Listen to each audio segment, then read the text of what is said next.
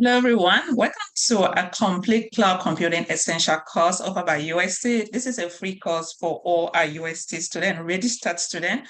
This course or courses, we're going to be made them available on our platform, on our website.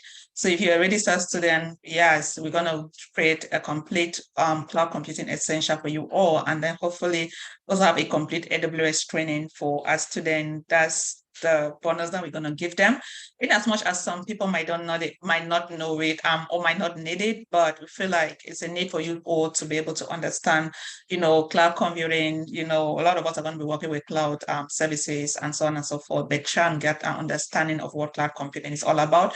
And this will also come handy, especially when you are a third-party vendor. So we're going to make this course again completely free on our website for registered students. So this is for someone again still without no IT knowledge who's trying to switch into IT, or even if working in a tech field, you can be a tech savvy person. This is also a good course for you. You can be a professional. Some of you working, I feel like see maybe there are concepts here that you're gonna benefit, that you're gonna, learn in as much as you're working doesn't mean that you know everything, right? And that's why USC is there to help you all. So the very first one, I'm going to go through the definition and characteristics of cloud computing. When you're the word cloud computing, what do you really like? What comes in mind? Thinking of cloud computing is just like renting digital resources, right? So you rent digital resources. It could be storage, it could be computing power, it could be applications, it could be databases, what just name is software. But this is something that you're going to rent and go over the internet, right? And you have different cloud services provider. You have like Amazon that go with AWS. You have Microsoft that go with Azure. You have the Google Chrome as well. I mean Google Cloud. Okay, and we're gonna also talk in depth, on subsequent courses. We're gonna on modules. We're gonna talk on the different type of cloud services, right? Like infrastructure as a service, platform as a service, and software as a service. But we're going to do our best to break this in such a way that everyone can understand. Even if you are just trying to get into IT, this is a course that is going to help you understand. And I'm not going to use a whole lot of jargons just to prove a point here. I'm going to use like very, I would say, basic illustrations for you all to be able to understand this concept. Okay. So cloud computing is just like you, again, renting digital storage. Is talking about the resources. Now there are different type of resources that these are things that we're going to cover now in cybersecurity during the 2 3 weeks. We're going to go through some of these fundamentals that I've been preaching about. So bring these digital resources, can be application, databases, network, whatever thing that you want to read, right? Space, also whatever, they actually take place over the internet. So this is an organization renting these resources instead of organization eventually buying and maintain these resources on on their own. They'll want to turn on to a cloud service provider to be able to rent it, from this cloud service provider. And now it will also depend if the resource is shared or is fully outsourced. So if it's something that is shared, then you know that, okay, it's like 50-50 or 70-30 or 80-20, right? I'm taking care of this. The cloud service provider is also taking care of it. And like one that is fully outsourced, software as a service, where the cloud service provider eventually manages everything for you. You go there, you are renting, you just pay them and they take care of pretty much like literally everything for you. But let's see this in detail. So think of cloud computing like you renting an apartment, right? So you're renting an apartment, you have physical cash, or maybe your credit is not that good to be able to buy a house. And that's why you maybe go and rent an apartment. So renting an apartment, that apartment, the owner, it could be a group of people, think of them as their cloud service, right? Those are the cloud service. So you rented that apartment, the apartment is your cloud services, but the owner of those building, or the apartments complex as their cloud service providers. So once you rent it, at that point, believe it or not, I've stayed in apartment for so long. If something goes wrong, you're definitely going to put in a service request, or you go to the leasing office and tell them, my dishwasher is not working, my microwave is not working, this is not working, and they're going to send a maintenance guy right there and there to be able to do it for you, and you just pay your rent, right, and whatever thing that you pay. So likewise, it also happens here between organization companies and the cloud providers. So depending on the type of resources or services that organization goes with, So the cloud service provider is also going to actually provide, maintains, these services for you. But there are also situations where, let's say you want, like, maybe you're renting a 1 bedroom apartment and you want to move into a 2 bedroom apartment. Then with cloud, there's also that flexibility, right? It doesn't mean that you have to move entirely from your room to a second room. No. So we're going to see some of these services now that, or characteristics that, organization can go with based on the needs of the organization and their type of data that they do have. Okay. And that's why we're going to characteristics. They say first one is the on-demand service. Some organizations are going to go for on-demand service. Why would an organization go for on-demand services? We're going to see that shortly, okay? First one, on-demand services is just like opening a tap and getting water. If you want to drink water today, you just go, you open that tap, or you go to your fridge, you just put your cup or your glass, and you're able to get your water, right? You can access cloud computing resources whenever you need them without asking permission. So when you want to drink water, do you really have to ask, like, no, take permission, ask for permission, like, hey, I'm thirsty, I want to drink water?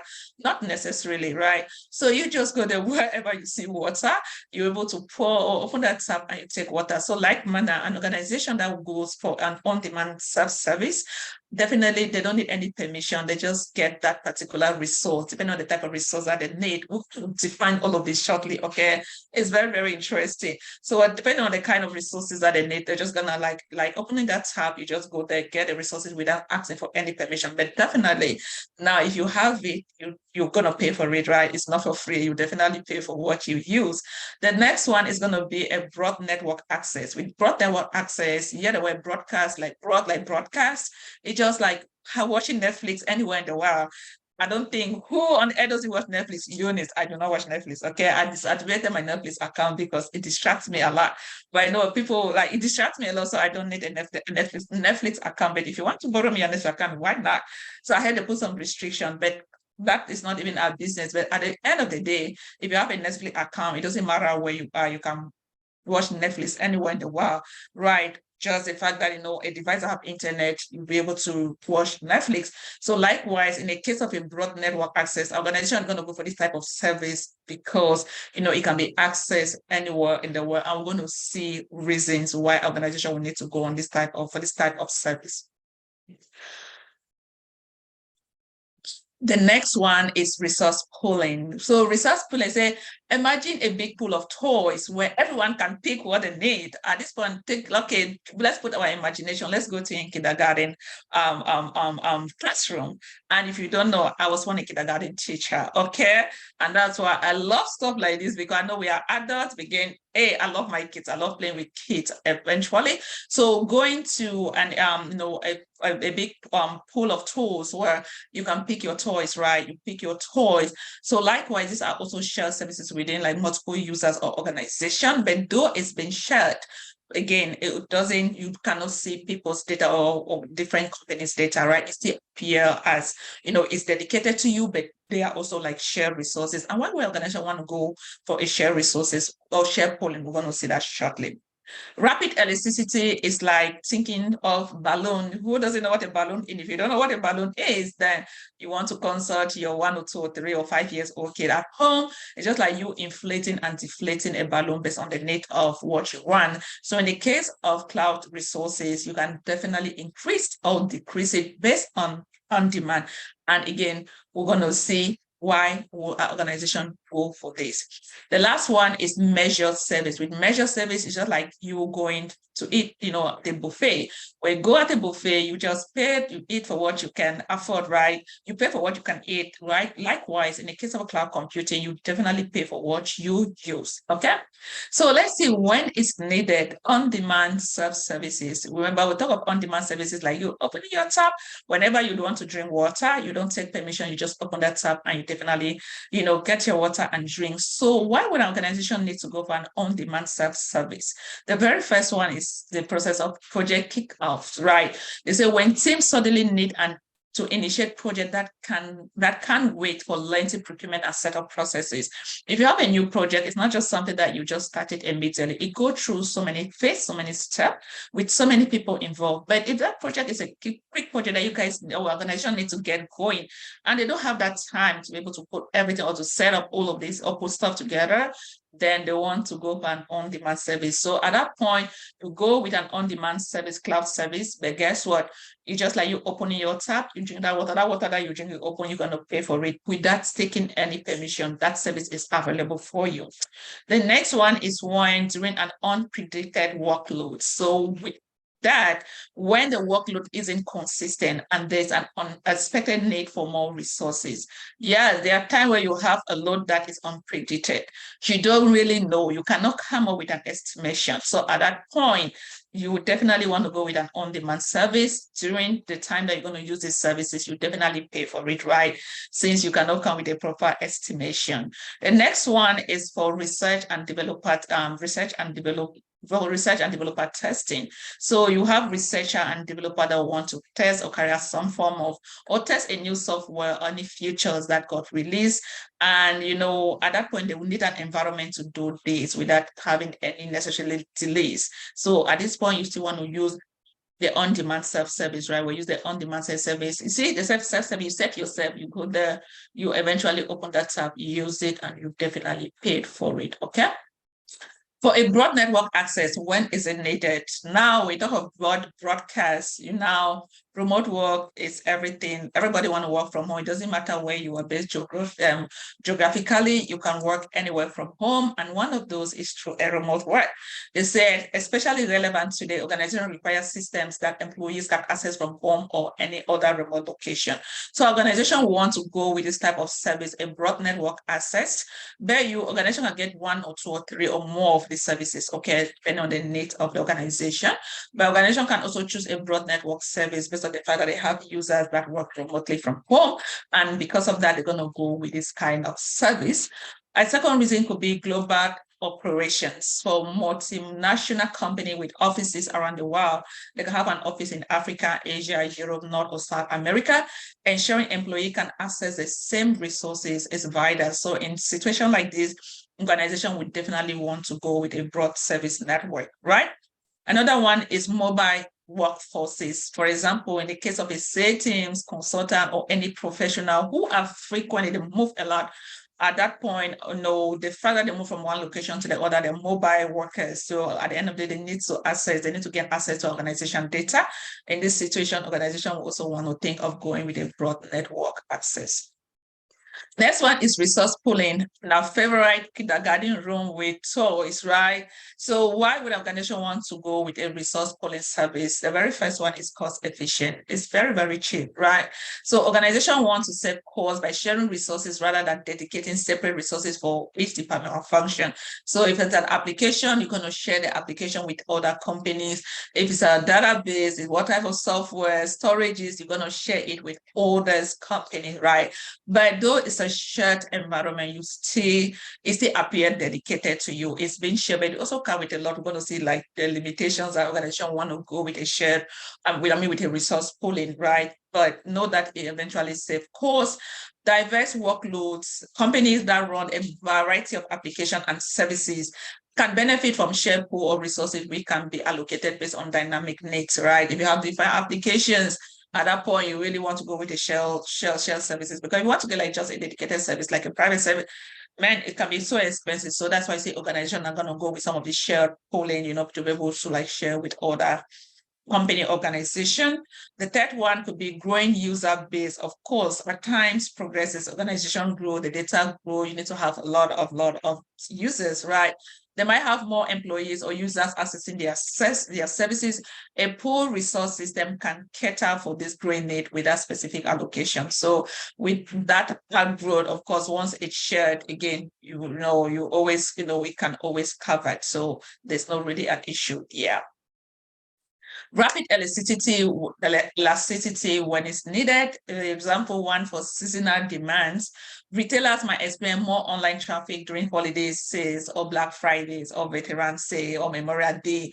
I will need more resources during that period. It's really, really important, because at that point, there's going to be a spike. A lot of people are shopping online. Or Cyber Monday. Who doesn't like Cyber Monday? Just imagine everybody's trying to shop, to shop online. So at this point, you definitely want to go with rapid elasticity, where you want to inflate.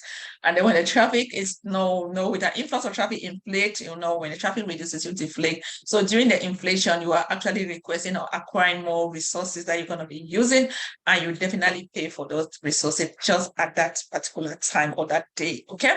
Another one is product launches. For example, like USC, when we were launching our website, we actually go with Zoom. I knew that our current Zoom can actually host 100 participants, but because we know that we're actually expecting more than 100 participants, so we eventually increased that particular, like our number of participants to like, I think we're like 175 or something like that.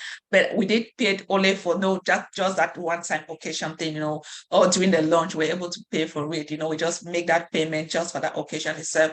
So likewise, when launching a new product or service online, company might expect high traffic and need to scale resources quickly. They'll say that's the word, quickly. So at that point, we are launching, people are going to be coming, people are going to be, logging in. So at that point, it's going to be a spike in your traffic or network. So you really want to go with rapid elasticity where you can inflate the balloon. And of course, it's going to be able to accommodate everyone.